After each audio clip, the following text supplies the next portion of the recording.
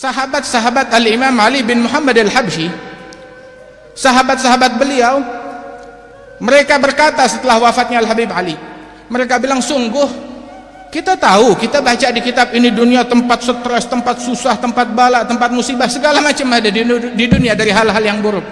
Tapi kita tidak merasa kalau kita ini hidup di dunia. Tatkala Habib Ali masih hidup di tengah-tengah kita, rasanya kita hidup seperti di surga saja, nikmat, tenteram, nggak ada beban apapun juga. Tetapi tatkala Habib Ali wafat, barulah kita berasa kalau kita sekarang ternyata hidup di dunia ini nggak sama seperti dahulu. Ucap mereka radhiyallahu anhum ajma'in. Habib Ali di dalam kalam beliau bilang kepada para sahabat-sahabatnya, wahai sahabat-sahabatku, kalian untung hadir di sini bersama aku. Kalian nggak kepikiran mau harga naik, harga turun. Nggak kepikiran apa yang terjadi di dunia, siapa yang naik, siapa yang turun, siapa yang jadi, siapa yang gagal. Nggak kepikiran itu semua. Akan tetapi orang di luar ini yang sibuk dengan dunia mereka, dengan pekerjaan mereka, dengan beban mereka, dengan stres mereka, dengan krisis yang mereka alami.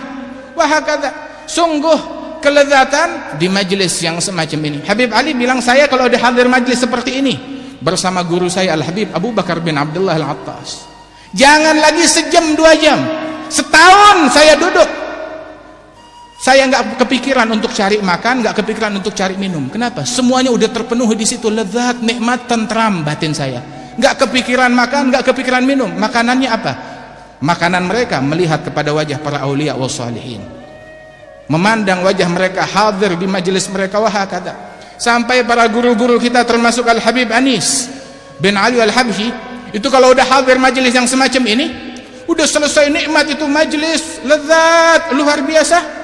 Itu apa yang dibaca? Alhamdulillah alladzi at'amani hadzal ta'am. Aku bersyukur kepada Allah yang memberikan kepada aku makanan ini. Makanan apa? Makanan batin, ghidha'ir ruh, makanan batin tersebut.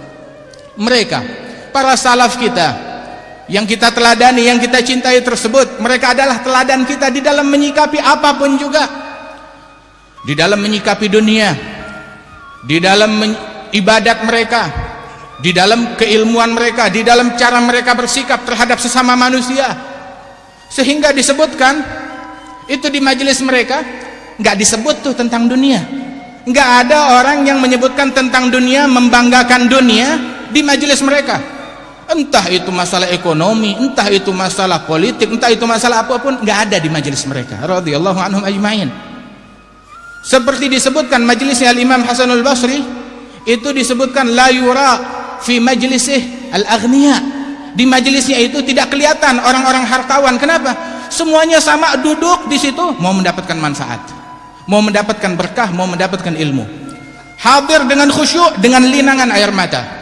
Tidak sedikit dari mereka yang keluar dengan menangis, dengan hati yang khusyuk, yang histeris. Ada yang pingsan, ada lagi yang sampai meninggal dunia karena takut kepada Allah Subhanahu wa ta'ala.